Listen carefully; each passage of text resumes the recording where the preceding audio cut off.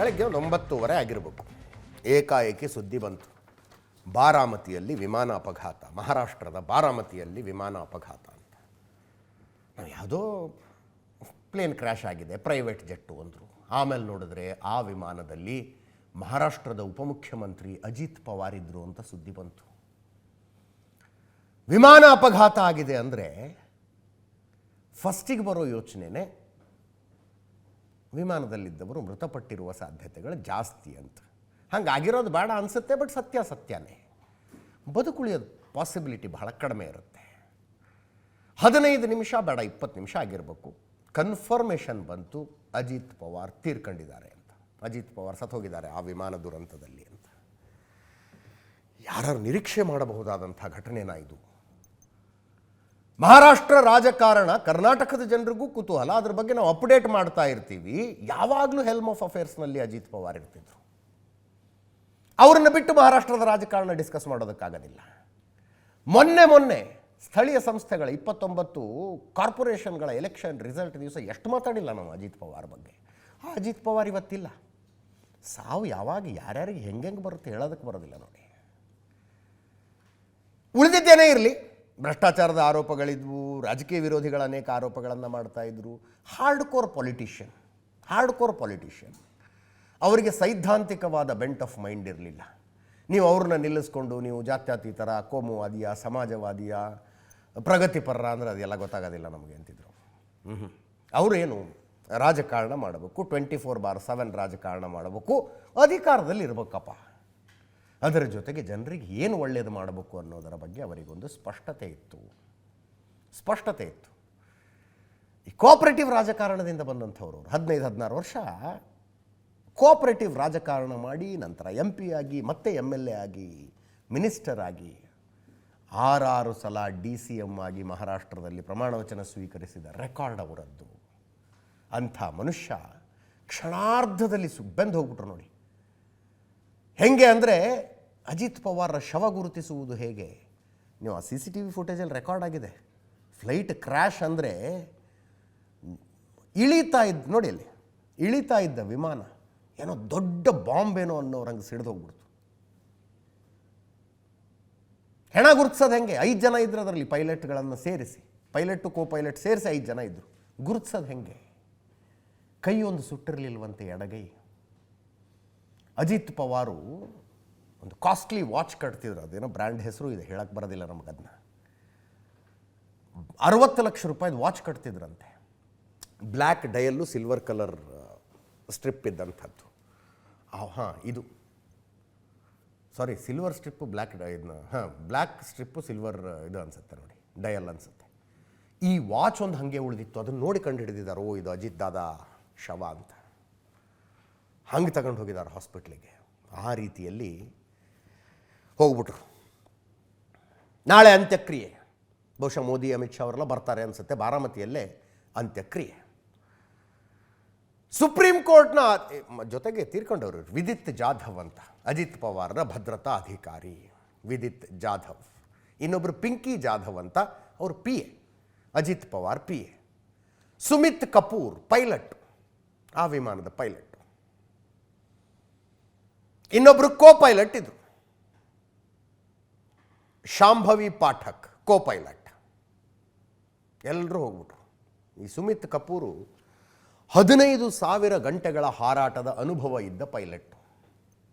ಶಾಂಭವಿ ಕೋ-ಪೈಲಟ್ಟು 1,500 ಗಂಟೆಗಳ ಹಾರಾಟದ ಅನುಭವ, ಕೋ-ಪೈಲಟ್ ಶಿ ವಾಸ್. ಇದು ಲಾಸ್ಟ್ ಫೋಟೋ ಅಂತೆ, ಗೊತ್ತಿಲ್ಲ ಇದು ನೋಡ್ರಿ, ಹೆಲಿಕಾಪ್ಟರ್ ಅನ್ಸುತ್ತಪ್ಪ. ಲಾಸ್ಟ್ ಫೋಟೋ ಅಂತಿದ್ದಾರೆ ನೋಡಿ, ಪಕ್ಕದಲ್ಲೇ ಇದ್ದಾರೆ ಭದ್ರತಾ ಅಧಿಕಾರಿ. ಅಷ್ಟು ಎಕ್ಸ್ಪೀರಿಯನ್ಸ್ಡ್ ಪೈಲಟ್. ಸುಪ್ರೀಂ ಕೋರ್ಟಿನ ಆದೇಶದ ಮೇರೆಗೆ ಇವರು ಅರ್ಜೆಂಟಾಗಿ ಜಿಲ್ಲಾ ಪಂಚಾಯತ್ ಚುನಾವಣೆಗಳನ್ನು ಮಾಡಬೇಕಾಗಿತ್ತು. ಜನವರಿ 31 ಆಗಬೇಕು ಅನ್ನೋ ಥರ ಸುಪ್ರೀಂ ಕೋರ್ಟ್ ಆದೇಶ ಇತ್ತು. ಚುನಾವಣೆಗಳನ್ನು ಮಾಡೋದಕ್ಕೆ ರೆಡಿಯಾಗಿದ್ದರು ಇವರು. ಅದರ ಪ್ರಚಾರ ಸಭೆಗಳು ನಡೀತಾ ಇದ್ವು. ಬಾರಾಮತಿ ಅಜಿತ್ ಪವಾರ್ರ ಸ್ವಕ್ಷೇತ್ರ. ಅಲ್ಲಿ ಇವತ್ತು ಪ್ರಚಾರ ಸಭೆಗಳ ಆಯೋಜನೆ ಆಗಿದ್ದು. ಒಂದು 3-4 ಇದ್ದು. ಒಂದು ಕಡೆ ಇಳಿದು ಅಲ್ಲಿಂದ ಇನ್ನೊಂದು ಊರು, ಮತ್ತೊಂದು ಊರು, ಹೀಗೆ 3-4 ಕಡೆ ಆಯೋಜನೆಗೊಂಡಿದ್ದು. ನಿನ್ನೆ ರಾತ್ರಿನೇ ಅಲ್ಲಿಗೆ ಹೋಗಿ ತಲುಪಬೇಕಾಗಿತ್ತಂತೆ. ಅದು ಏನೇನೋ ಆಗಿ ಪೋಸ್ಟ್ಪೋನ್ ಆಗಿದೆ. ಇವತ್ತು ಬೆಳಗ್ಗೆ ಹೊರಟಿದ್ದಾರೆ. 8 ಗಂಟೆ 10 ನಿಮಿಷಕ್ಕೆ ಮುಂಬೈ ಏರ್ಪೋರ್ಟಿಂದ ಆ ಫ್ಲೈಟ್ ಟೇಕ್ ಆಫ್ ಆಗಿದೆ. ಅರ್ಧ ಗಂಟೆ ಜರ್ನಿ ಅಷ್ಟೇ ಫ್ಲೈಟ್ನಲ್ಲಿ, ಅರ್ಧ ಗಂಟೆ. 8:15 ಇವರ ಫ್ಲೈಟು ಬಾರಾಮತಿ ಏರ್ ಸ್ಟ್ರಿಪ್ ಮೇಲಿದೆ. Baramati air strip, I am not calling it airport also. ಆ ಏರ್ ಸ್ಟ್ರಿಪ್ಪನ್ನು ಕಟ್ಟಿಸಿದ್ದೇ ಪವಾರ್ ಕುಟುಂಬ. Pawar is equal to power ಅನ್ನೋಂಗೆ ಅದು. ಇದು ಒಂಥರ ಖಾಸಗಿ ಬಳಕೆಗಾಗಿ ಕಟ್ಟಿಕೊಂಡಿದ್ದಂಥ ಏರ್ ಸ್ಟ್ರಿಪ್ ಇದ್ದಂಗಿತ್ತದು. ಅಲ್ಲಿ ಒಂದು ಫ್ಲೈಯಿಂಗ್ ಸ್ಕೂಲ್ ನಡೀತಾ ಇತ್ತು, ಬೇಸಿಕ್ ಫ್ಲೈಯಿಂಗ್ ಸ್ಕೂಲು. 5,500 ಅಡಿಗಳ ರನ್ವೇ ಇದೆಯಂತ ಅದಕ್ಕೆ. ಅಲ್ಲೊಂದು ಏರ್ ಟ್ರಾಫಿಕ್ ಕಂಟ್ರೋಲ್ ಇದೆ, ATC ಅಂತ ಕರಿತೀವಿ. ಈ ಫ್ಲೈಯಿಂಗ್ ಸ್ಕೂಲ್ನ ಇನ್ಸ್ಟ್ರಕ್ಟರೇ ವಿಮಾನಗಳ ಬರ್ತವೆ ಹೋಗ್ತವೆ ಅನ್ನುವಾಗ ಬಂದು ATCಯಲ್ಲಿ ಕೂತ್ಕೊಂಡು ಪೈಲಟ್ಗಳಿಗೆ ಗೈಡ್ ಮಾಡ್ತಾ ಇದ್ದವರು. ಅದನ್ನು ಹೊರತುಪಡಿಸಿದರೆ ವಿಶೇಷವಾದ ಉಪಕರಣಗಳು, ಟೆಕ್ನಾಲಜಿ ಯಾವುದೂ ಅಲ್ಲಿ ಇರಲಿಲ್ಲ. ಪೈಲಟ್ಗಳು ಸ್ವಂತ ಕೌಶಲ್ಯ, ಪ್ಯೂರ್ ಸ್ಕಿಲ್ ಮೇಲೆ ವಿಮಾನವನ್ನು ಲ್ಯಾಂಡ್ ಮಾಡಬೇಕು, ಟೇಕ್ ಆಫ್ ಮಾಡಬೇಕು, ಹಂಗಿದ್ದಂಥದ್ದು. ಅದೇನೋ ಒಂದು ಇನ್ಸ್ಟ್ರೂಮೆಂಟಲ್ ಲ್ಯಾಂಡಿಂಗ್ ಸಿಸ್ಟಮ್ ಅಂತ ಕರೀತಾರಂತೆ, ಅದಿರಲಿಲ್ಲ ಇಲ್ಲಿ. ಅದು ಇಲ್ಲ ಅಂದರೆ ಒಂದು ಏರ್ಪೋರ್ಟ್ನಲ್ಲೋ ಏರ್ ಸ್ಟ್ರಿಪ್ನಲ್ಲೋ ಅದಿಲ್ಲ ಅಂದರೆ ಪೈಲಟ್ ಪೂರ್ತಿಯಾಗಿ ತನ್ನ ಫ್ಲೈಯಿಂಗ್ ಸ್ಕಿಲ್ ಮೇಲೆ ಡಿಪೆಂಡ್ ಆಗಿರಬೇಕು. ಆವಾಗ ಕಂಡೀಷನ್ಸ್ ಬಹಳ ಅಪ್ಲೈ ಆಗುತ್ತೆ. ಏನು ಕಂಡೀಷನ್ಸು? ಕನಿಷ್ಠ 5 ಕಿಲೋಮೀಟರ್ ವಿಸಿಬಿಲಿಟಿ ಬೇಕಂತೆ. ಪೈಲಟ್ ಹಿಂಗೆ ನಿಂತ್ಕೊಂಡ್ರೆ 5 ಕಿಲೋಮೀಟರ್ ತನಕ ಕಾಣಿಸ್ತಿರ್ಬೇಕು ಆತನಿಗೆ. ಮಂಜು ಮೋಡ ಏನೂ ಇರಬಾರ್ದು. ಮೋಡಗಳು 1,000 ಮಿನಿಮಮ್ 1,000 ಅಡಿಗಿಂತ ಎತ್ತರದಲ್ಲಿರಬೇಕು. ಅಂದರೆ ಮಾತ್ರ ಅಲ್ಲಿ ಲ್ಯಾಂಡ್ ಮಾಡಬಹುದು, ಅಂದರೆ ಮಾತ್ರ ಅಲ್ಲಿಂದ ಟೇಕ್ ಆಫ್ ಮಾಡಬಹುದು.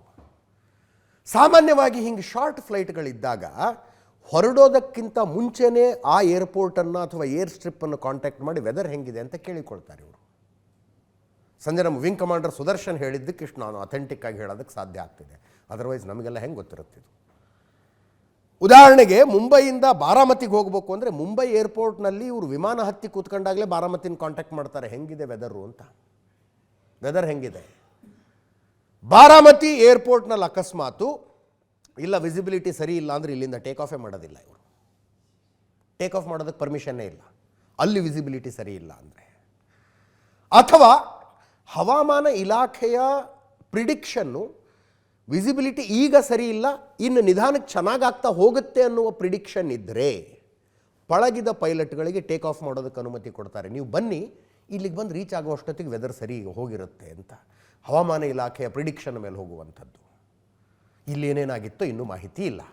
8 ಗಂಟೆ 10 ನಿಮಿಷಕ್ಕೆ ಟೇಕ್ ಆಫ್ ಆಗಿದೆ. 8 ಗಂಟೆ 10 ನಿಮಿಷಕ್ಕೆ ಟೇಕ್ ಆಫ್ ಆಗಿದೆ ವಿಮಾನ. 8:15 ಅಷ್ಟೊತ್ತಿಗೆ ಬಾರಾಮತಿ ಮೇಲೆ ರೌಂಡ್ ಆಗ್ತಿದ್ದಾರೆ ಇವರು. ಪೈಲಟ್ಟು ಸುಮಿತ್ ಪಾಠಕ್ ಕಾಂಟ್ಯಾಕ್ಟ್ ಮಾಡಿದ್ದಾರೆ ATCನ, ಏರ್ ಟ್ರಾಫಿಕ್ ಕಂಟ್ರೋಲನ್ನು. ATCಯಿಂದ ಕೇಳಿದ್ದಾರೆ ರನ್ವೇ ಕಾಣಿಸ್ತಿದೆಯಾ ಅಂತ. ಕಾಣಿಸ್ಲೇಬೇಕು, ಯಾಕಂದರೆ ಅಲ್ಲಿ ಇನ್ಸ್ಟ್ರೂಮೆಂಟಲ್ ಲ್ಯಾಂಡಿಂಗ್ ಇಲ್ಲ, ರನ್ವೇ ಕಣ್ಣಾರೆ ಕಾಣಿಸಬೇಕು. ಪೈಲಟ್ ಕಾಣಿಸ್ತಿಲ್ಲ ಅಂದಿದ್ದಾರೆ. ಹಾಗಿದ್ರೆ ಲ್ಯಾಂಡ್ ಮಾಡಬೇಡಿ ಎಂದಿದೆ ATC. ಮತ್ತೊಂದು ರೌಂಡ್ ಹಾಕಿದ್ದಾರೆ. ಎರಡನೆಯ ಸಲ ಇಟ್ ವಾಸ್ ಅರೌಂಡ್ 8 ಗಂಟೆ 43 ನಿಮಿಷ. ಕರೆಕ್ಟಾಗಿ ಈ ಕ್ಷಣದಿಂದ 12 ಗಂಟೆ 1 ಸೆಕೆಂಡು ಆಚೆ ಈಚೆ ಇಲ್ಲ. 8 ಗಂಟೆ 43 ನಿಮಿಷ ಮತ್ತೆ ATCಯಿಂದ ಕೇಳಿದ್ದಾರೆ, ಈಗ ನಿಮಗೆ ಕಾಣಿಸ್ತಾ ಇದೆಯಾ, ರನ್ವೇ ಕಾಣಿಸ್ತಿದೆಯಾ ಅಂತ. ಪೈಲಟ್ ಕಾಣಿಸ್ತಿದೆ ಅಂದ್ರಂತೆ, ರನ್ವೇ ಕಾಣಿಸ್ತಾ ಇದೆ. ಅದಾದ ನಂತರ ಬರ್ತಾ ಇರುವ ಕೆಲವು ಮಾಹಿತಿಗಳ ಪ್ರಕಾರ ಸರಿ ಇನ್ನು ಲ್ಯಾಂಡ್ ಮಾಡಿ ಅಂತ ATC ಇನ್ನೂ ಹೇಳಿರಲಿಲ್ಲ. ವಿಮಾನ ರನ್ವೇ ಕಡೆ ಅಪ್ರೋಚ್ ಶುರು ಮಾಡಿಬಿಡ್ತು. ATC ಅವರಿಗೆ ಬಹುಶಃ ರನ್ವೇ ಹತ್ರ ವಿಮಾನ ಬಂದಾಗ ಗೊತ್ತಾಗಿರ್ಬೇಕು, ಅರೆ ಲ್ಯಾಂಡ್ ಮಾಡೋಕ್ಕೆ ಶುರು ಮಾಡೇ ಬಿಟ್ರ ಇವರು ಅಂತ. 5 ಕಿಲೋಮೀಟರ್ನ ವಿಸಿಬಿಲಿಟಿ. ಬಾರಾಮತಿಯಲ್ಲಿ ವಿಮಾನ ಹಾರಿಸಿದ ಎಕ್ಸ್ಪರ್ಟ್ಗಳು ಹೇಳ್ತಾರೆ ವೆದರ್ ತುಂಬ ವಾಲಟೈಲ್ ಇರುತ್ತಲ್ಲಿ ಅಂತ. ಯಾವಾಗ ಹೆಂಗೆ ಗಾಳಿ ಬೀಸುತ್ತೆ ಹೇಳೋದಕ್ಕೆ ಬರೋದಿಲ್ಲ. ಸಣ್ಣ ವಿಮಾನ ಅದು. 100 ಮೀಟರ್ ರನ್ವೇಯಿಂದ ಭೂಮಿಯಿಂದ 100 ಮೀಟರ್ ಎತ್ತರ ಇದೆ ಅನ್ನುವಷ್ಟು ಹತ್ತಿರ ಬಂದಾಗ ಏಕಾಏಕಿ ಕಂಟ್ರೋಲ್ ಕಳ್ಕೊಂಬಿಡ್ತಂತೆ. ಕರೆಕ್ಟಾಗಿ ಬಂದು ರನ್ವೇ ಮೇಲೆ ಅಪ್ರೋಚ್ ಆಗಬೇಕಾಗಿತ್ತು, ಲ್ಯಾಂಡ್ ಆಗಬೇಕಾಗಿತ್ತು. ವಿಮಾನ ರನ್ವೇಯಿಂದ ಎಡಗಡೆ ಹೋಗಿ ಬಿದ್ದುಬಿಡ್ತು ಹೋಗಿ. ಆವಾಗಲೇ ಬೆಂಕಿ ಹತ್ಕೊಂಡಿದ್ದು ನೋಡಿ. ಅಲ್ಲಿ ಬಹುಶಃ ಗಾಳಿ ಹೊಡ್ತಾನೋ ಏನೋ, ಅದರ್ವೈಸ್ ಈ ಆ್ಯಂಗಲ್ನಿಂದ ನೋಡಿದಾಗ ವಿಮಾನದ 2 ರೆಕ್ಕೆಗಳ ಕಾಣೋದಕ್ಕೆ ಸಾಧ್ಯ ಇಲ್ಲ. ಪೈಲಟ್ಗಳ ಮೇಡೇ ಕಾಲ್ ಕೂಡ ಕೊಡೋದಕ್ಕಾಗಿಲ್ಲ. ಹಾಗೆ ಬಿದ್ದುಬಿಡ್ತು ವಿಮಾನ. ಹೊತ್ಕೊಂಡು ಉರಿದು ಸ್ಫೋಟ ಆದ ರೀತಿಯಲ್ಲಿ ಸುಟ್ಟು ಹೋಗ್ಬಿಡ್ತು. ಸ್ಫೋಟ ಆದ ರೀತಿಯಲ್ಲಿ ಇಡೀ ದೇಶಕ್ಕೆ ಶಾಕಿಂಗ್ ಸುದ್ದಿ. 5 ಜನ ಸುಟ್ಟು ಕರಕಲು. ಆ ಪಿಂಕಿ ಜಾಧವ್, ಅಜಿತ್ ಪವಾರ್ PA ಹೊರಡಕ್ಕಿಂತ ಮುಂಚೆ ತಮ್ಮ ತಂದೆಗೆ ಫೋನ್ ಮಾಡಿ ಹೇಳಿದ್ಲಂತೆ, ದಾದಾ ಜೊತೆ ನಾನು ಬಾರಾಮತಿಗೆ ಹೋಗ್ತಿದ್ದೀನಿ ಅಂತ, ದಾದಾ ಜೊತೆಗೆ ಬಾರಾಮತಿಗೆ ಹೋಗ್ತಾ ಇದ್ದೀನಿ ಅಂತ. PA ಪಿಂಕಿ ಜಾಧವ್ ಅವ್ರ ತಂದೆಗೆ ಫೋನ್ ಮಾಡಿ ಹೇಳಿದ್ಲಂತ ಹುಡುಗಿ ಪಾಪ.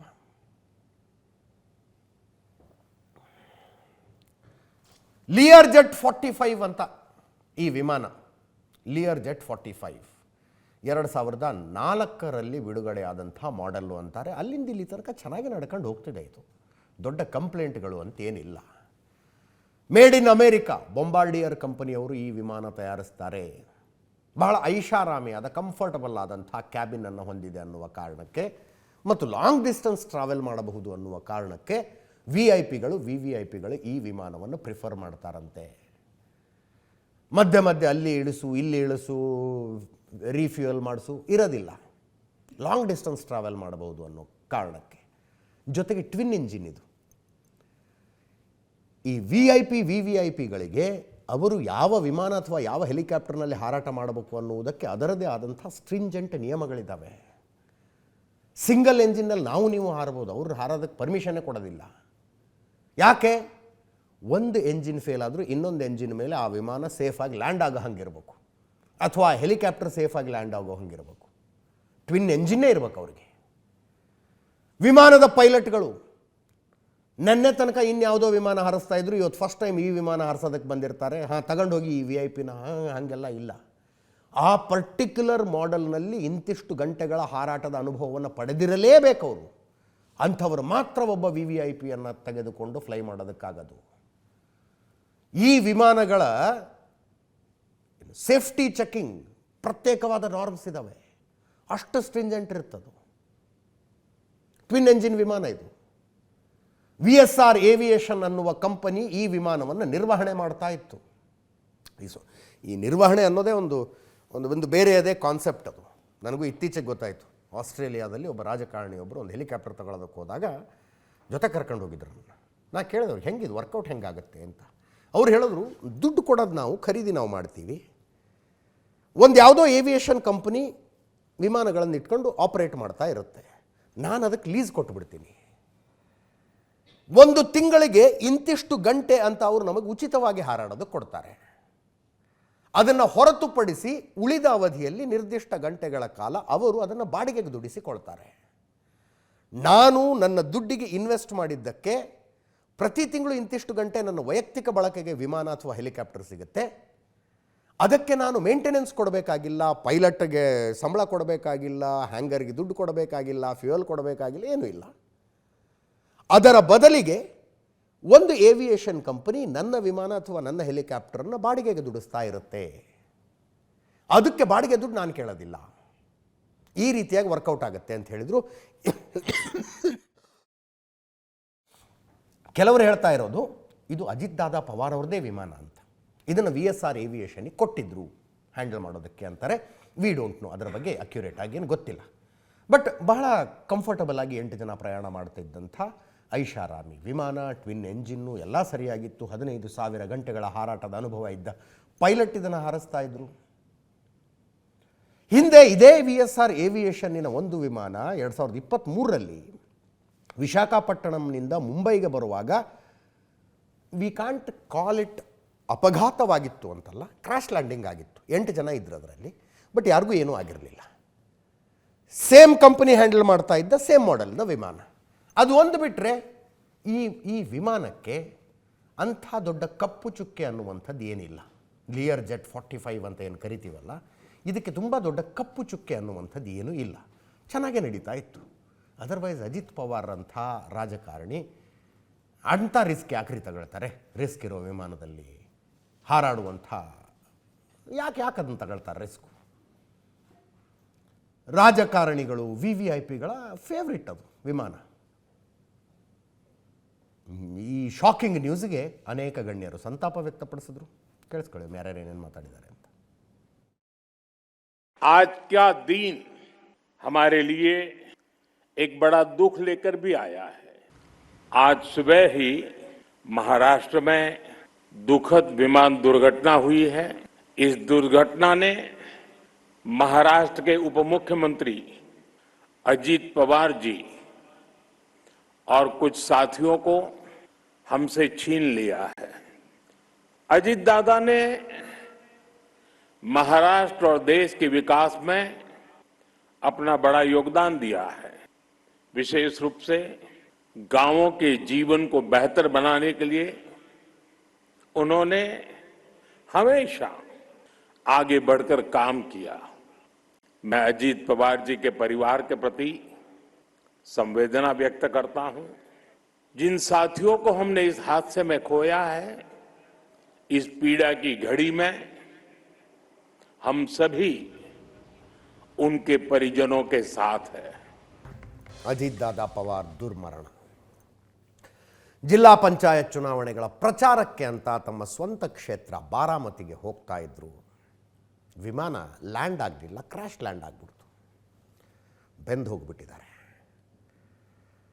ಕೋಇನ್ಸಿಡೆನ್ಸ್ ನೋಡಿ, ಈ ಕಡೆಯಿಂದ ಅಜಿತ್ ಪವಾರರ ಸ್ಪೆಷಲ್ ಫ್ಲೈಟು ಮುಂಬೈಯಿಂದ ಟೇಕ್ ಆಫ್ ಆಗಿದೆ ಬಾರಾಮತಿ ಕಡೆಗೆ. ಆ ಕಡೆ ಶರದ್ ಪವಾರರ ಸ್ಪೆಷಲ್ ಹೆಲಿಕಾಪ್ಟರು, ಶರದ್ ಪವಾರ್ ಮತ್ತು ಅವರ ಪತ್ನಿ ಬಾರಾಮತಿಯಿಂದ ಮುಂಬೈಗೆ ಬರ್ತಾ ಇದ್ರು. ಅದು ಟೇಕ್ ಆಫ್ ಆಗಿದೆ ಆ ಕಡೆಯಿಂದ. ಶರದ್ ಪವಾರ್ ಅವರು ಮುಂಬೈಗೆ ಬಂದು ಲ್ಯಾಂಡ್ ಆಗ್ತಾ ಇದ್ದಂತೆ ಸುದ್ದಿ ಬಂತು, ಅಜಿತ್ ಪವಾರ್ ಫ್ಲೈಟ್ ಕ್ರ್ಯಾಶ್ ಆಗಿದೆ ಅಲ್ಲಿ ಅಂತ. ಮತ್ತು ಅದೇ ಹೆಲಿಕಾಪ್ಟರ್ನಲ್ಲಿ ವಾಪಸ್ ಬಾರಾಮತಿಗೆ ಹೋಗಿದ್ದಾರೆ ಅವರು. ಅದು ಹೋಗಿ ಬಾರಾಮತಿ ಏರ್ ಸ್ಟ್ರಿಪ್ನ ರನ್ವೇನಲ್ಲಿ ಲ್ಯಾಂಡ್ ಆದ ನಂತರದ ದೃಶ್ಯ ಇದು. ಅಲ್ಲಿರೋರು ತೋರಿಸ್ತಾರೆ, ಇಲ್ಲೇ ನೋಡಿ ಕ್ರ್ಯಾಶ್ ಆಗಿದ್ದು ಅಂತ. ಸ್ವಲ್ಪ ಆ ಕಡೆ ನೋಡಿ ಹಾಸ್ಪಿಟ್ಲಿಗೆ ಹೋಗ್ಬಿಟ್ರಂತವ್ರು. ಚಿಕ್ಕಪ್ಪ, ಅಜಿತ್ ಪವಾರ್ಗೆ ಚಿಕ್ಕಪ್ಪ. ಅಜಿತ್ ಪವಾರ್ ಶರದ್ ಪವಾರ್ ಅಣ್ಣನ ಮಗ. ಕೇಳಿ ತಿಳ್ಕೊತಾ ಇದ್ದಾರೆ ಹೆಂಗಾಯಿತು ಅಂತ.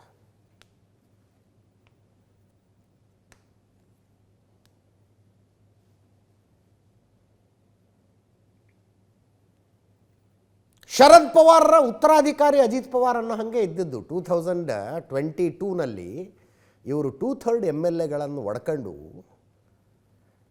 ದೇವೇಂದ್ರ ಫಡ್ನವೀಸ್ ಅವರಿಗೆ ಬೆಂಬಲ ಸೂಚಿಸುವ ತನಕ ಪಕ್ಕಾ ಉತ್ತರಾಧಿಕಾರಿ ಅವರೇ. ಅದಕ್ಕಿಂತ ಮುಂಚೆ 2019ರಲ್ಲಿ ಒಂದು ಪ್ರಯತ್ನ ಆಗಿತ್ತು. ಅದು ಬಿಡಿ, ಪಾಲಿಟಿಕ್ಸಿಗೆ ಆಮೇಲೆ ಬರೋಣ. ಇದೇನು ನೋಡ್ತಾ ಇದ್ದೀರಲ್ಲ, ಬಾರಾಮತಿಯಲ್ಲಿ ಅಜಿತ್ ಪವಾರ್ ಮನೆಯ ಮುಂದೆ ಈಗ ಸೇರಿರುವ ಕ್ರೌಡ್ ಇದು. ಈಗ ಸೇರಿರೋ ಕ್ರೌಡ್ ಒಂದು 5 ಲಕ್ಷ ಜನ ಇಲ್ವಾ? ಆರಾಮಾಗಿ ಜನ ಬರ್ತಾ ಇರೋದು ಹಾಗೆ.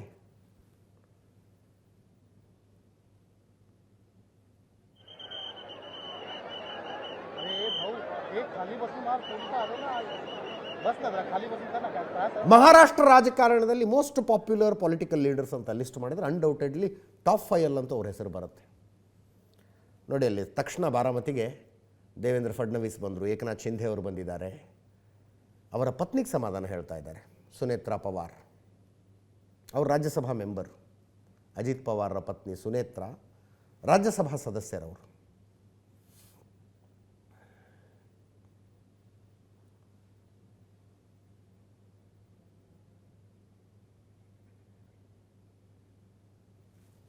ಇದರ ಮಧ್ಯದಲ್ಲಿ ನಮ್ಮ ಮಮತಾ ಬ್ಯಾನರ್ಜಿಯವರು ಪಶ್ಚಿಮ ಬಂಗಾಳದ ಮುಖ್ಯಮಂತ್ರಿಗಳಿಗೆ ಈ ಅಪಘಾತದ ಮೇಲೆ ಸಂಶಯ ಬರ್ತಾ ಇದೆ. ಸಂಶಯ ಏನು? ಅವರೇನು ಬಾಯಿ ಬಿಟ್ಟು ಹೇಳಿಲ್ಲ, ಬಟ್ ನಾನು ಹೇಳ್ತಾ ಇದ್ದೀನಲ್ಲ, ಬೇಕು ಅಂತ ಯಾರೋ ಮರ್ಡರ್ ಮಾಡಿಸಿದ್ದಾರೆ ಅನ್ನಿಸ್ತಾ ಇದೆ. ಸುಪ್ರಿಯಾ ಸುಳೆ ಅವರಿದ್ದಾರಲ್ಲಿ, ಕಸಿನು ಅಜಿತ್ ಪವಾರ್ರಿಗೆ.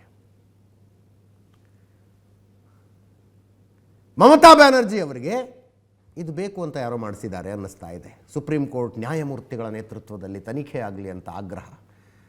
ಅಜಿತ್ ಪವಾರ್ನ ಮರ್ಡರ್ ಮಾಡಿಸುವಂಥ ಸಿಟ್ಟು ಯಾರಿಗಿತ್ತು? ಮಮತಾ ಬ್ಯಾನರ್ಜಿಯವರು ಅವರ ಆರೋಪ ಮಾಡ್ತಿದ್ದಾರೆ ಅಂದರೆ BJP ಅವ್ರ ಮೇಲೆ ಆರೋಪ ಮಾಡ್ತಿದ್ದಾರೆ. ಮೈತ್ರಿಯಿಂದ ಹೊರಗೆ ಹೋಗುವ ತಯಾರಿಯಲ್ಲಿ ಅಜಿತ್ ಪವಾರ್ ಇದ್ದರು.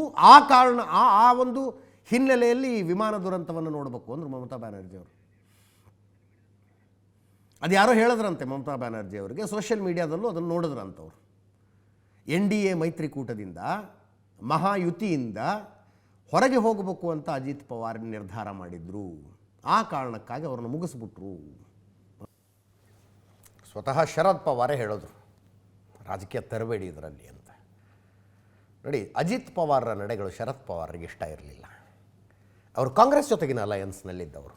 ಅದನ್ನು ಬಿಟ್ಟು ಅಜಿತ್ ಪವಾರ್ ಅಂಥ ಹಳೆಯ ಪಕ್ಷವನ್ನು ಒಡೆದು ತುಂಡು ಮಾಡಿ ಶರದ್ ಪವಾರನ್ನು ಏಕಾಂಗಿಯನ್ನಾಗಿಸಿ ಬೆರಳೆಣಿಕೆಯಷ್ಟು ಶಾಸಕರನ್ನ ಅವ್ರ ಜೊತೆಗೆ ಬಿಟ್ಟು ಮ್ಯಾಕ್ಸಿಮಮ್ ಶಾಸಕರನ್ನ ಕರ್ಕೊಂಡು ಬಂದ್ಬಿಟ್ರು ಹೊರಗೆ.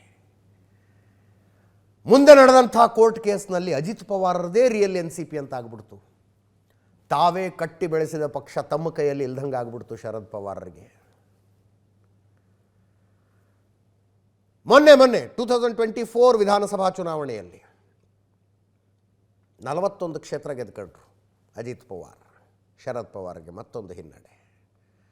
ಅಂಥ ಶರದ್ ಪವಾರ್ ಹೇಳ್ತಾ ಇದ್ದಾರೆ, ರಾಜಕೀಯ ಎಲ್ಲ ತರಬೇಡಿ ಇದರಲ್ಲಿ ಅಂತ.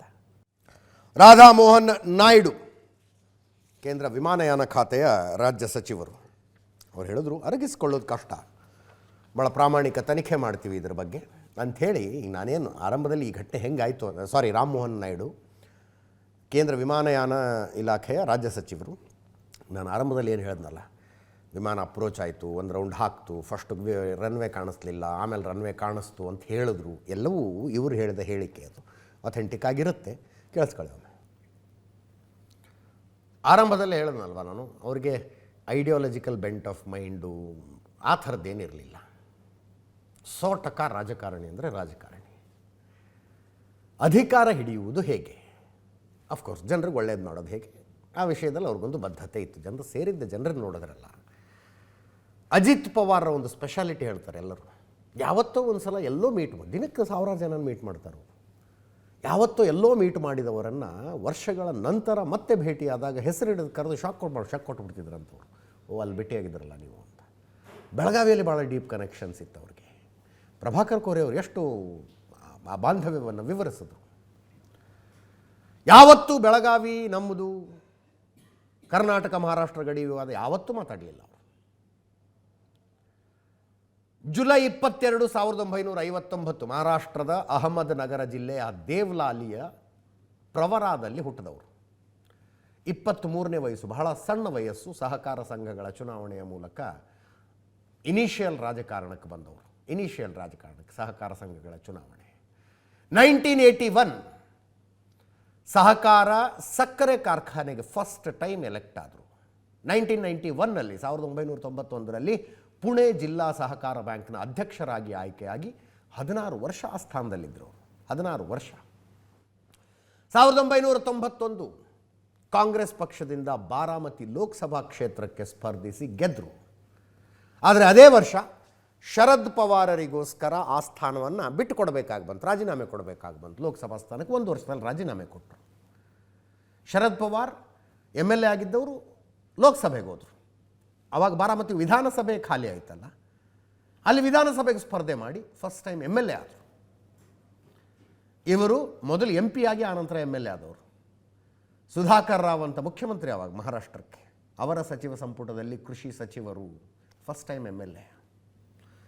1995ರಿಂದ 2014 ತನಕ ಸತತ 5 ಸಲ ಬಾರಾಮತಿ ಕ್ಷೇತ್ರದಿಂದ ಗೆದ್ದರು.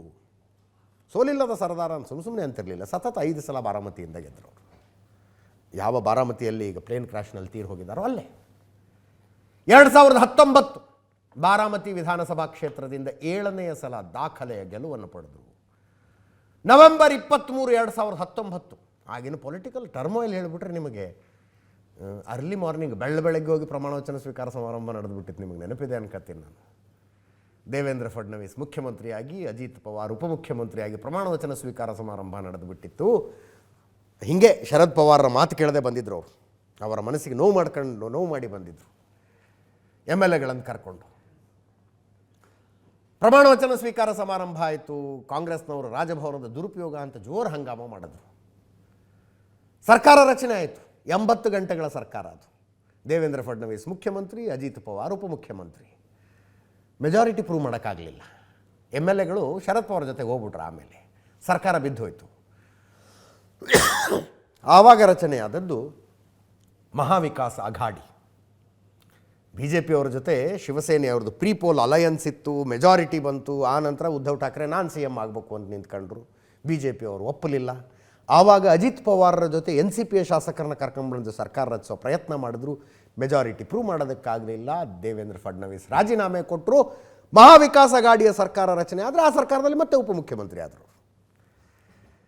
ದೇವೇಂದ್ರ ಫಡ್ನವೀಸರ ಜೊತೆಗೆ ಉಪಮುಖ್ಯಮಂತ್ರಿಯಾಗಿ ಪ್ರಮಾಣ ವಚನ. 80 ಗಂಟೆಗಳ ನಂತರ ಉದ್ಧವ್ ಠಾಕರೆ ಜೊತೆ ಉಪಮುಖ್ಯಮಂತ್ರಿಯಾಗಿ ಪ್ರಮಾಣ ವಚನ. 2022ರಲ್ಲಿ ಏಕನಾಥ ಶಿಂದೆ ಶಿವಸೇನೆಯಲ್ಲಿ ಉದ್ಧವ್ ಠಾಕರೆ ವಿರುದ್ಧ ಬಂಡಾಯ ಎದ್ರು. 2/3 MLAಗಳು ಬಂದರು ಅವರ ಜೊತೆಗೆ.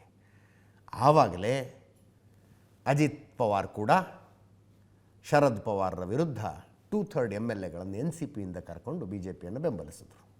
ಮತ್ತೆ ಉಪಮುಖ್ಯಮಂತ್ರಿ. ನೋಡಿ ನೀವು ಹೆಂಗೆ ಉಪಮುಖ್ಯಮಂತ್ರಿ. ಏಕನಾಥ್ ಶಿಂದೆ ಮುಖ್ಯಮಂತ್ರಿ ಆದರು, ಅಜಿತ್ ಪವಾರ್ ಮತ್ತು ದೇವೇಂದ್ರ ಫಡ್ನವೀಸ್ ಉಪಮುಖ್ಯಮಂತ್ರಿ ಆದರು. 2024 ಲಾಸ್ಟ್ ವಿಧಾನಸಭಾ ಚುನಾವಣೆ ದಾಖಲೆಯ ಗೆಲುವನ್ನು ಪಡೆದರು. ಮತ್ತೆ ದೇವೇಂದ್ರ ಫಡ್ನವೀಸ್ ಮುಖ್ಯಮಂತ್ರಿ, ಅಜಿತ್ ಪವಾರ್ ಉಪಮುಖ್ಯಮಂತ್ರಿ, ಏಕನಾಥ್ ಶಿಂದೆ ಉಪಮುಖ್ಯಮಂತ್ರಿ. ಈಗ ಉಪಮುಖ್ಯಮಂತ್ರಿಯಾಗಿಯೇ ದಾರುಣ ಸಾವನ್ನು ಹೊಂದಿದರು. 6 ಸಲ ಉಪಮುಖ್ಯಮಂತ್ರಿಯಾಗಿ ಪ್ರಮಾಣ ವಚನ ಸ್ವೀಕರಿಸಿದ್ದಾರೆ. ಒಮ್ಮೆ CM ಆಗಬೇಕು ಅಂತ ಕನಸಿತ್ತು, ಒಮ್ಮೆ CM ಆಗಬೇಕು ಅಂತ. ಪೃಥ್ವಿರಾಜ್ ಚವ್ಹಾಣ್ ಮುಖ್ಯಮಂತ್ರಿ, ಅಜಿತ್ ಪವಾರ್ ಉಪಮುಖ್ಯಮಂತ್ರಿ. ದೇವೇಂದ್ರ ಫಡ್ನವೀಸ್ ಮುಖ್ಯಮಂತ್ರಿ, ಅಜಿತ್ ಪವಾರ್ ಉಪಮುಖ್ಯಮಂತ್ರಿ. ಉದ್ಧವ್ ಠಾಕ್ರೆ ಮುಖ್ಯಮಂತ್ರಿ, ಅಜಿತ್ ಪವಾರ್ ಉಪಮುಖ್ಯಮಂತ್ರಿ. ಏಕನಾಥ್ ಶಿಂದೆ ಮುಖ್ಯಮಂತ್ರಿ, ಅಜಿತ್ ಪವಾರ್ ಉಪಮುಖ್ಯಮಂತ್ರಿ. ಮತ್ತೆ ದೇವೇಂದ್ರ ಫಡ್ನವೀಸ್ ಮುಖ್ಯಮಂತ್ರಿ, ಮತ್ತೆ ಅಜಿತ್ ಪವಾರ್ ಉಪಮುಖ್ಯಮಂತ್ರಿ. ಹೀಗೆ 6 ಸಲ ಉಪಮುಖ್ಯಮಂತ್ರಿ ಆದಂಥ ರೆಕಾರ್ಡ್. ಅವರು ಪಕ್ಕಾ ಪ್ರಾಕ್ಟಿಕಲ್ ರಾಜಕಾರಣಿ ಅಂದಿದ್ದೆ ಅದಕ್ಕೆ. ಅಧಿಕಾರ ಎಲ್ಲಿದೆ ಕರೆಕ್ಟಾಗಿ ಕ್ಯಾಲ್ಕುಲೇಟ್ ಮಾಡ್ತಿದ್ರು. 2022ರಲ್ಲಿ ಮಹಾಯುತಿ ಏನು ರಚನೆ ಆಯ್ತಲ್ಲ, ಇಲ್ಲ 2024ರದಿದು ಭಾರಿ ಬಹುಮತವನ್ನು ಮಹಾಯುತಿ ಪಡೀತು. ನಿಮಗೆ ನಂಬರ್ಸೇ ಹೇಳ್ಬಿಡ್ತೀನಿ. ಭಾರಿ ಬಹುಮತವನ್ನು ಪಡೀತು BJP. ಅಲ್ಲಿ 288 ವಿಧಾನಸಭಾ ಕ್ಷೇತ್ರ ಬರ್ತವೆ. Magic number 145. 145 ಗೆದ್ದಂಥವ್ರು ಅಧಿಕಾರಕ್ಕೆ ಬರ್ತಾರೆ. BJP ಏಕಾಂಗಿಯಾಗಿ 133 ತಗೊಂಡಲ್ಲಿ, ಏಕಾಂಗಿಯಾಗಿ 133. ಶಿವಸೇನೆ ಶಿಂದೆ ಬನ 57 ಸ್ಥಾನ. NCP ಅಜಿತ್ ಪವಾರ್ 41. ಭಾರಿ ಬಹುಮತ ಬಂತು. ಅದಾದ ಮೇಲೆ ಪ್ರೆಸ್ ಮೀಟು, ಪತ್ರಕರ್ತರು ಕೇಳಿದ್ರು ಏಕನಾಥ್ ಶಿಂದೆ ಅವರಿಗೆ ಕೇಳಿದ್ರು, ಏನೋ ಉಪಮುಖ್ಯಮಂತ್ರಿಯಾಗಿ ಪ್ರಮಾಣ ವಚನ ಸ್ವೀಕರಿಸ್ತೀರಾ ಅಂತ. ಏಕನಾಥ್ ಶಿಂದೆ ಹೇಳಿದ್ರು, ಇರಪ್ಪ ಇನ್ನೂ ಟೈಮ್ ಇದೆ, ಯಾಕೆ ಎಷ್ಟು ಅವಸರ ಮಾಡ್ತಿದ್ದೀರಿ, ನಿರ್ಧಾರ ಮಾಡ್ತೀವಿ ಅಂದರು. ಪಕ್ಕದಲ್ಲಿದ್ದ ಅಜಿತ್ ಪವಾರು, ಏಕನಾಥ್ ಶಿಂದೆ ಬರ್ತಾರೋ ಬಿಡ್ತಾರೋ, ನಾನಂತೂ DCM ಆಗಿ ಪ್ರಮಾಣ ವಚನ ಸ್ವೀಕರಿಸ್ತೀನಿ, ಇವತ್ತು ಸಂಜೆನೋ ನಾಳೆ ಸಂಜೆನೋ ಅಂತ ಜೋರು ನಕ್ಬಿಟ್ರೆ ಎಲ್ಲರೂ. ಅಜಿತ್ ಪವಾರ್ರಿಗೆ ಅದರ ಎಕ್ಸ್ಪೀರಿಯನ್ಸ್ ತುಂಬ ಇದೆ ಬಿಡಿ ಅಂತ ಏಕನಾಥ್ ಶಿಂದೆ ಕಾಲು ಹೇಳಿದ್ರು. ಭಯಂಕರ ವೈರಲ್ ಆಗ್ತಾ ಇದೆ, ಕೇಳಿಸ್ಕೊಳ್ಳಿ. ಅದು ಬೇಜಾರು ಅನ್ಸುತ್ತೆ ಈ ರೀತಿಯ ಸಾವುಗಳನ್ನು ನೋಡಿದಾಗ. ಇದಕ್ಕೆ ಕಾರಣ ಏನು? ಒಂದು ಕಂಪ್ಲಿಸೆನ್ಸಿ. ವಿಮಾನ ಪ್ರಯಾಣ ತಾನೇ ನಡೆಯುತ್ತೆ, that is the safest mode of transport ಅನ್ನೋ ಥರದ್ದು. ಒಬ್ಬ VVIP ಎಂಥ ವಿಮಾನದಲ್ಲಿ ಪ್ರಯಾಣಿಸಬೇಕು, ಅವ್ರನ್ನ ಕರ್ಕೊಂಡು ಹಾರೋ ಪೈಲಟ್ ಹೆಂಗಿರಬೇಕು ಅನ್ನೋ ವಿಷಯದಲ್ಲಿ ಸ್ಟ್ರಿಂಜೆಂಟ್ ರೂಲ್ಸ್ ಇದ್ದಾವೆ. ಆ ವಿಮಾನ ಲ್ಯಾಂಡ್ ಮಾಡೋ ಏರ್ ಸ್ಟ್ರಿಪ್ಪು ಏರ್ಪೋರ್ಟು ಹೆಂಗಿರಬೇಕು ಅನ್ನೋದ್ರ ಬಗ್ಗೆ ಏನೂ ರೂಲ್ಸ್ ಇಲ್ವಾ? ನಂಗೆ ಶಾಕ್ ಆಯ್ತು ಅದನ್ನು ನೋಡಿ. ಅಲ್ಲಿ ಒಂದು ಇನ್ಸ್ಟ್ರೂಮೆಂಟಲ್ ಲ್ಯಾಂಡಿಂಗ್ ಸಿಸ್ಟಮ್ ಇಲ್ಲ. ಇನ್ಸ್ಟ್ರೂಮೆಂಟಲ್ ಲ್ಯಾಂಡಿಂಗ್ ಸಿಸ್ಟಮು ಅದು ಇಲ್ಲದೆ ಹೋದರೆ ಪೈಲಟ್ಗಳಿಗೆ 5 ಕಿಲೋಮೀಟರ್ ಕ್ಲಿಯರಾಗಿ ಕಾಣಿಸ್ಬೇಕಂತೆ, 5 ಕಿಲೋಮೀಟರ್ ದೂರದ ತನಕ ಕಾಣಿಸ್ಬೇಕು. ಅದು ಇದ್ದರೆ, ವಿಂಗ್ ಕಮಾಂಡರ್ ಸುದರ್ಶನ್ ಅವ್ರು ಹೇಳಿದ್ದನ್ನು ನಾನು ನಿಮಗೆ ಹೇಳ್ತಾ ಇದ್ದೀನಿ, ಅದಿದ್ದರೆ ಬರೀ 75 ಮೀಟರ್ ವಿಸಿಬಿಲಿಟಿ ಇದ್ದರೂ ಕೂಡ ಸುರಕ್ಷಿತವಾಗಿ ವಿಮಾನವನ್ನು ಇಳಿಸ್ಬೋದು. ಬರೀ 75 ಮೀಟರ್ ತನಕ ಕಾಣಿಸ್ತಿದ್ರೆ ಸಾಕು. ಅಂದರೆ ಒಂದು ಸಲ ಆ ಇನ್ಸ್ಟ್ರೂಮೆಂಟಲ್ ಲ್ಯಾಂಡಿಂಗ್ ಸಿಸ್ಟಮ್ನ ಕೈಗೆ ವಿಮಾನವನ್ನು ಕೊಟ್ಟು ಪೈಲಟ್ ಕೂತ್ಕೊಂಡ್ಬಿಟ್ರೆ ಆ ಸಿಸ್ಟಮು ವಿಮಾನವನ್ನು ತನ್ನ ಕಂಟ್ರೋಲಿಗೆ ತಗೊಂಡು ಸೇಫಾಗಿ ಇಳಿಸ್ಕೊಳ್ಳುತ್ತಂತೆ. ಏರ್ಪೋರ್ಟ್ನಲ್ಲಿ ಇಳಿಸ್ಕೊಳ್ಳುತ್ತಂಥದ್ದು ಸೇಫಾಗಿ, ಕರೆಕ್ಟಾಗಿ ಅಲೈನ್ ಮಾಡುತ್ತೆ ವಿಮಾನವನ್ನು.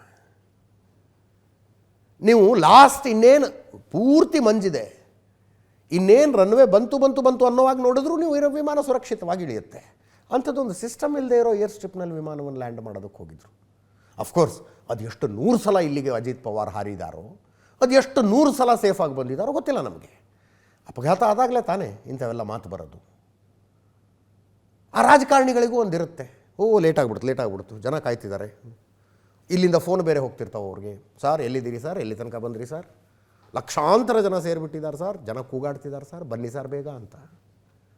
ಒಂದೊಂದು ಸಲ ಪೈಲಟ್ಗಳು ಹೇಳ್ತಾರೆ, ಬೇಡ ಸರ್ ವೆದರ್ ಸರಿ ಇಲ್ಲ, ನಡ್ರಯ್ಯ ಹೋಗೋಣ ಅಂತ ಅಂದಿದ್ರೆ ಗೊತ್ತಿಲ್ಲ ಏನೇನು ಅಂತ. ನೋಡಿ, ಅನ್ಯಾಯವಾಗಿ ಒಂದು ಪ್ರಾಣ ಹೋಗ್ಬಿಡ್ತು, ಒಂದು ಪ್ರಾಣ. ಇವತ್ತು ಲೋಕಸಭೆಯಲ್ಲಿ ವಿಧಾನಸಭೆಯಲ್ಲಿ ಎರಡೂ ಕಡೆ ಸಂತಾಪ ಸೂಚಿಸಲಾಯಿತು. ಕರ್ನಾಟಕ ವಿಧಾನಸಭೆ ವಿಧಾನಮಂಡಲ ಅಧಿವೇಶನ ನಡೀತಾ ಇದೆ. ವಿಧಾನಸಭೆಯಲ್ಲಿ UT ಖಾದರ್ ಪ್ರಸ್ತಾಪಿಸಿದ್ರು. 1 ನಿಮಿಷದ ಮೌನ ಆಚರಣೆ ಮಾಡಲಾಯಿತು. ಆ ನಂತರ ಮುಖ್ಯಮಂತ್ರಿಗಳು ಉಪಮುಖ್ಯಮಂತ್ರಿಗಳಾದಿಯಾಗಿ ಅನೇಕ ಹಿರಿಯರು ಮಾತಾಡಿದ್ರು. ಕೇಳಿಸ್ಕೊಳ್ಳಿ.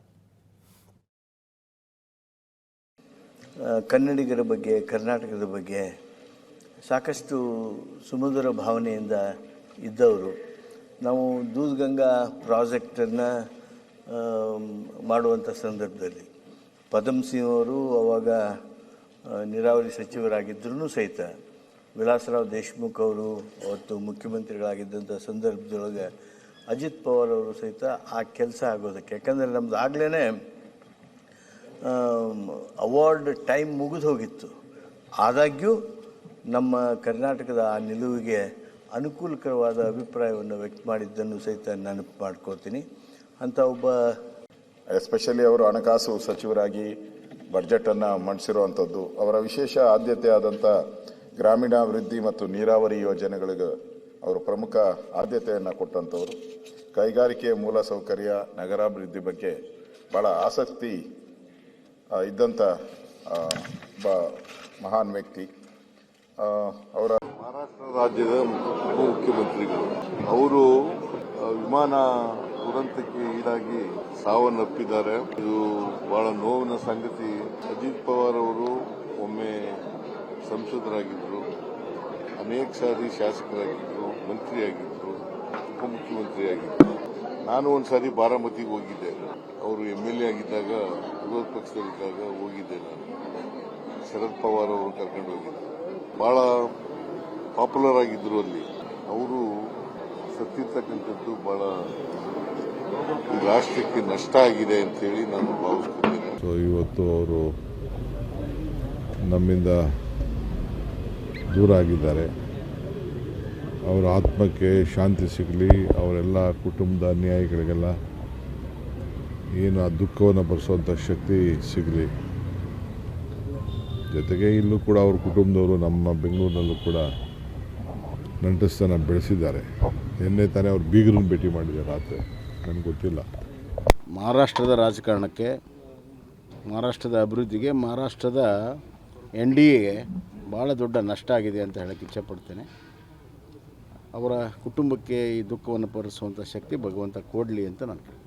ಹಿಂದೆಲ್ಲ ಅವರು ಶರದ್ ಪವಾರ್ ಜೊತೆಗೆ ಭೇಟಿ ಆಗ್ತಿದ್ರು, ನಮ್ಮ ಮನೆಗೆ ಬರ್ತಿದ್ರು. ಅಲ್ಲಿಂದ ಪ್ರಾರಂಭವಾಗಿ NDA ಸೇರಿದ ಮೇಲೆ ಸ್ವಲ್ಪ ಹೆಚ್ಚಿನ ಒಡನಾಟ ಆಗಿತ್ತು. ಶರದ್ ಪವಾರ್ ಅವರ ಹುಟ್ಟಿದಬ್ಬ ದಿವಸ ಆವತ್ತು ಕೂಡ ನನಗೆ ಭೇಟಿಯಾಗಿದ್ದರು. ಒಬ್ಬ ಒಳ್ಳೆಯ ಆಡಳಿತಗಾರ, ಹಲವಾರು ರಾಜಕೀಯ ಸವಾಲುಗಳನ್ನು, ಏರುಪೇರುಗಳನ್ನು ಎದುರಿಸಿ ಈಗ ಒಂದು ಸ್ಥಿರತೆಗೆ ಬಂದಿದ್ದರು. ಅವ್ರ ನೇತೃತ್ವದಲ್ಲಿ 40ಕ್ಕಿಂತ ಹೆಚ್ಚು MLAಗಳು ಆರಿಸಿ ಬಂದಿದ್ದರು. NDA ಒಬ್ಬ ಪ್ರಬಲ ಸದಸ್ಯರಾಗಿದ್ದರು, ಉಪಮುಖ್ಯಮಂತ್ರಿಗಳಾಗಿದ್ದರು. ಅವರ ಒಂದು ನಷ್ಟ ಮಹಾರಾಷ್ಟ್ರದ ರಾಜಕಾರಣದ ಒಂದು ಪುಣೆ ಮತ್ತು ಬಾರಾಮತಿಯ ಸುತ್ತಲಿರುವಂಥ ರಾಜಕಾರಣ ದಿಕ್ಕು ಇನ್ನು ಮುಂದೆ ಯಾವ ರೀತಿ ಇರ್ತದೆ ಅನ್ನೋದನ್ನು ನೋಡುವಂಥದ್ದು ಕುತೂಹಲ. ನಮ್ಮ ದೇಶದಲ್ಲಿ ಯುವಕರಲ್ಲಿ ಅತಿ ಮುಖಂಡತ್ವ ಹೊಂದಿರುವ ಒಬ್ಬ ವ್ಯಕ್ತಿ ಅಂದರೆ ಅಜಿತ್ ಪವಾರ್ ಅವರು. ಅಜಿತ್ ಪವಾರ್ ಅವರು ಶರದ್ ಪವಾರ್ಕ್ಕಿಂತನೂ ಭಾಳಷ್ಟು ಪಾಪ್ಯುಲರ್ ಇದ್ರು. ಯಾಕಂದರೆ ಮಾತಾಡಿದಂಗೆ ನಡೀತಿದ್ರು, ಬಡವರು ಜನರ ಕೆಲಸ ಮಾಡ್ತಿದ್ದರು. ಅದಕ್ಕೆ ಇವತ್ತು ಅವರು ಮಹಾರಾಷ್ಟ್ರದ ಉಪಮುಖ್ಯಮಂತ್ರಿ ಆಗಿ, ಆ್ಯಕ್ಚುಲಿ ಅವ್ರು ಮುಖ್ಯಮಂತ್ರಿ ಆಗಬೇಕಾಗಿತ್ತು, ಆದರೆ ದುರ್ದೈವ ಅವರು ಆಗಲಿಕ್ಕೆ ಆಗಲಿಲ್ಲ. ನಮ್ಮನ್ನು ಬಿಟ್ಟು ಹೋದದ್ದು ಭಾಳಷ್ಟು ದುಃಖ. ಅದೇ ಹೇಳಕ್ಕಂದ್ರೆ ಒಬ್ಬ ಲೀಡರ್ ಆಗಬೇಕಾದ್ರೆ ಭಾಳಷ್ಟು ಅವನು ತ್ಯಾಗ ಮಾಡಬೇಕಾಗ್ತದೆ. ಅನ್ನಿಸ್ತದೆ ರಾಜಕೀಯವಾಗಿ ನಾವು ಲೀಡರ್ ಆಗೋರು ನಮ್ಗೆ ಈಜಿ ಇರ್ತದೆ, ಹಾಗಿಲ್ಲ. ಉಪಮುಖ್ಯಮಂತ್ರಿಗಳು ಹೇಳ್ತಾ ಇದ್ರಲ್ಲ ಡಿ ಕೆ ಶಿವಕುಮಾರ್ ಅವರು, ರಾಜಕಾರಣಿಗಳು ಹುಷಾರಾಗಿರಬೇಕು ಅಂತ. ಅಫ್ಕೋರ್ಸ್ ತುಂಬ ಹುಷಾರಾಗಿರಬೇಕು. ಲಾಸ್ಟ್ ಎಲೆಕ್ಷನ್ ಟೈಮ್ನಲ್ಲಿ ಅವರು ಹೋಗ್ತಾ ಇದ್ದ ಹೆಲಿಕಾಪ್ಟರ್ಗೆ ಹದ್ದು ಬಂದು ಬಡೀತಲ್ಲ. ಎಂಥವ್ರಿಗಾದರೂ ಜೈನಮ ಪಾರ್ವತಿಪತಿ ಅನ್ನಬೇಕು ಅನ್ನಿಸ್ಬಿಡುತ್ತೆ. ಅಂಥ ಇನ್ಸಿಡೆಂಟ್ ಅದು, ಹದ್ದು ಬಂದು ಬಡ್ದಿತ್ತು ಅವ್ರ ಹೆಲಿಕಾಪ್ಟರ್ಗೆ. ಹಾಗೆ ಮುಖ್ಯಮಂತ್ರಿಗಳು ಕೂಡ ಹೆಲಿಕಾಪ್ಟರ್ ವಿಮಾನ ಬಳಸೋದು ಜಾಸ್ತಿ. ಇಲ್ಲಿಂದ ತುಮಕೂರಿಗೆ ಹೋಗ್ಬೇಕಂದ್ರೆ ಹೆಲಿಕಾಪ್ಟರ್ ಹತ್ತಾರೆ, ಇಲ್ಲಿಂದ ಮೈಸೂರಿಗೆ ಹೋಗ್ಬೇಕಂದ್ರೆ ಹೆಲಿಕಾಪ್ಟರ್ ಹತ್ತಾರೆ. ಹುಷಾರಾಗಿರಿ ಅಷ್ಟೇ. ಪೈಲಟ್ಗಳ ಮಾತು ಕೇಳಿ. ಅವರು ಹ್ಞೂ ಅಂದರೆ ಹ್ಞೂ, ಹ್ಞೂ ಅಂದರೆ ಹ್ಞೂ. ನಿಮಗೇನು ರೀ ಝೀರೋ ಟ್ರಾಫಿಕಲ್ಲಿ ಕರ್ಕೊಂಡು ಹೋಗ್ತಾರೆ, ನಮ್ಮಂಗೆ ಸಿಗ್ನಲಲ್ಲಿ ನಿಂತ್ಕೋಬೇಕು ಅಂತಲೂ ಇರೋದಿಲ್ಲ. ಸಾಧ್ಯ ಆದಷ್ಟು ರೋಡ್ ಜರ್ನಿ ಒಳ್ಳೆಯದು ಏನು. ಪೈಲಟ್ಗಳ ಮಾತು ಕೇಳಿ. ಅವರು ಹ್ಞೂ ಅಂದರೆ ಹ್ಞೂ, ಹ್ಞೂ ಅಂದರೆ ಹ್ಞೂ. ನಿಮಗೇನು ರೀ ಝೀರೋ ಟ್ರಾಫಿಕಲ್ಲಿ ಕರ್ಕೊಂಡು ಹೋಗ್ತಾರೆ, ನಮ್ಮಂಗೆ ಸಿಗ್ನಲಲ್ಲಿ ನಿಂತ್ಕೋಬೇಕು ಅಂತಲೂ ಇರೋದಿಲ್ಲ. ಸಾಧ್ಯ ಆದಷ್ಟು ರೋಡ್ ಜರ್ನಿ ಒಳ್ಳೆಯದು ಏನು. ವಿಧಾನಸಭೆಯಲ್ಲಿ ಸಂತಾಪ ಸೂಚಿಸಲಾಯಿತು. ಅದರ ಜೊತೆಗೆ ಎಚ್ ಕೆ ಪಾಟೀಲರು, ನಮ್ಮ ಕಾನೂನು ಸಚಿವರು ಮಾತನಾಡುವಾಗ ಅವರೊಂದು ಮಾತು ಹೇಳಿದ್ರು, ರಾಜ್ಯಪಾಲರಿಗೆ ದಿಲ್ಲಿಯಿಂದ ಫೋನ್ ಮಾಡಿಸಿ ಭಾಷಣ ಮಾಡದೇ ಇರೋಂಗೆ ಮಾಡಿದ್ರಿ ನೀವು ಅಂತ. ಅದಕ್ಕೆ ಸರಿಯಾಗಿ ಪ್ರಿಯಾಂಕ ಖರ್ಗೆ ಅವರು ಎದ್ದು ನಿಂತ್ಕೊಂಡು ದಿಲ್ಲಿಯಿಂದನೂ ಫೋನ್ ಬರ್ತವೆ, ಕೇಶವ ಕೃಪಾದಿಂದನೂ ಫೋನ್ ಬರ್ತವೆ ಅಂದರು. ಅವರು ಹೇಳಿದ್ದು ಒಂದು ದೃಷ್ಟಿಯಲ್ಲಿ, ಬಿ ಜೆ ಪಿಯವರನ್ನು ತಗೊಂಡಿದ್ದು ಇನ್ನೊಂದು ದೃಷ್ಟಿಯಲ್ಲಿ. ನಿಮಗೆ ಹೆಂಗೆ ಗೊತ್ತಾಯಿತು ಫೋನ್ ಬಂದಿದ್ದು? ನೀವು ಫೋನ್ ಟ್ಯಾಪಿಂಗ್ ಮಾಡಿಸ್ತಿದ್ದೀರಿ ಹೆಂಗಿದ್ರೆ ಅಂತ. ಫೋನ್ ಟ್ಯಾಪಿಂಗ್ ಮಾಡಿಸ್ತಾ ಇದ್ದೀರಿ, ಇಲ್ಲದೆ ಇದ್ರೆ ಅಕ್ಯುರೇಟಾಗಿ ಹೆಂಗೆ ಹೇಳ್ತಾ ಇದ್ದೀರಿ ನೀವು? ತನಿಖೆ ಆಗ್ಬೇಕು ಇದ್ರ ಬಗ್ಗೆ ಅಂತ. ರಾಮಕೃಷ್ಣ ಹೆಗಡೆ ಸರ್ಕಾರನೂ ಬಿದ್ದೋಗಿತ್ತು, ನಿಮ್ಮ ಸರ್ಕಾರನೂ ಬೀಳಲಿ ಅಂತಾರೆ ಅವರು, ಬಿ ಜೆ ಪಿಯವರು. ಕೇಳಿಸ್ಕೊಳ್ಳಿ ಗಲಾಟೆನ ಒಂದ್ಸಲ. ನೀವು ಡೆಲ್ಲಿಯಾಗಿಂದ ಫೋನ್ ಮಾಡಿಸಿ ಗವರ್ನರ್ ಅರ್ಧಕ್ಕೆ ಹೋಗೋಂಗ್ ಮಾಡ್ತಿರಲ್ಲ, ಅದನ್ನ ನಾವು ಹೇಳಬೇಕಾಗತ್ತೆ. ನಾನು ಮತ್ತೆ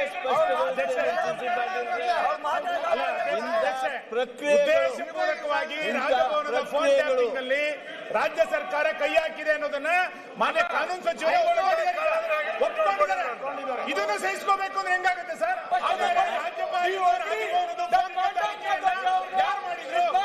ಸರ್ಕಾರ ಮಾಡ್ತಾ ಇದೆ.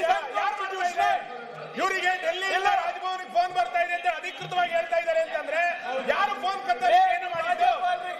ಪದೇ ಸದನದಲ್ಲಿ ಹೇಳಿರೋದು, ಪದೇ ಸದನದಲ್ಲಿ ಹೇಳಿರೋದು. ಹಾಗಾದ್ರೆ ಫೋನ್ ಕತ್ತಲಿಕೆ ನಡೀತಾ ಇಲ್ಲ. ಇಂಥ ಸರ್ಕಾರ ಪರೀಕ್ಷೆ ಮಾಡೋದಿಲ್ಲ. ರಾಜ್ಯಭವನದ ಫೋನ್ ಕತ್ತಲಿಕೆಯನ್ನು ಮಾಡುವಷ್ಟರ ಮಟ್ಟಿಗೆ ನಿಕೃಷ್ಟ ಸ್ಥಿತಿಗೆ ಸರ್ಕಾರ ಇಳಿದಿದೆ ಇವತ್ತು. ಈ ಸ್ಥಿತಿ ಬರಬಾರ್ದಿತ್ತು ಈ ಸರ್ಕಾರಕ್ಕೆ. ಯಾರು ಅಧಿಕೃತ ದಾಖಲೆ ಬಿಡುಗಡೆ ಮಾಡಿ ಕೇಶವ್ ಕೃಪಾಯಿಂದನೂ ಫೋನ್ ಹೋಗುತ್ತೆ.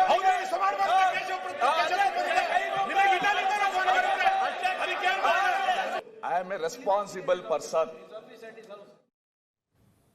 ಇದು ವಿಧಾನಸಭೆಯಲ್ಲಿ, ವಿಧಾನ ಪರಿಷತ್ನಲ್ಲಿ ನೋಡಿ. ಅಲ್ಲಿ ವಿಧಾನಸಭೆಯಲ್ಲಿ ನಡೆದಂಥ ಈ ಚರ್ಚೆ, ಫೋನ್ ಕದ್ದಾಲಿಕೆಯ ವಿಷಯವನ್ನು ವಿಧಾನ ಪರಿಷತ್ನಲ್ಲಿ ಚರ್ಚೆ ಮಾಡಬೇಕು ಅಂತ ಛಲವಾದಿ ನಾರಾಯಣ ಸ್ವಾಮಿ, ವಿಪಕ್ಷ ನಾಯಕರು ವಿಧಾನ ಪರಿಷತ್, ಅವರು ಆಗ್ರಹ ಮಾಡಿದ್ರು. ಸಭಾಪತಿಗಳು ವಿಧಾನಸಭೆಯಲ್ಲಾಗಿದ್ದರು, ವಿಧಾನ ಪರಿಷತ್ನಲ್ಲಿ ಹೆಂಗಪ್ಪ ಚರ್ಚೆ ಮಾಡೋದು?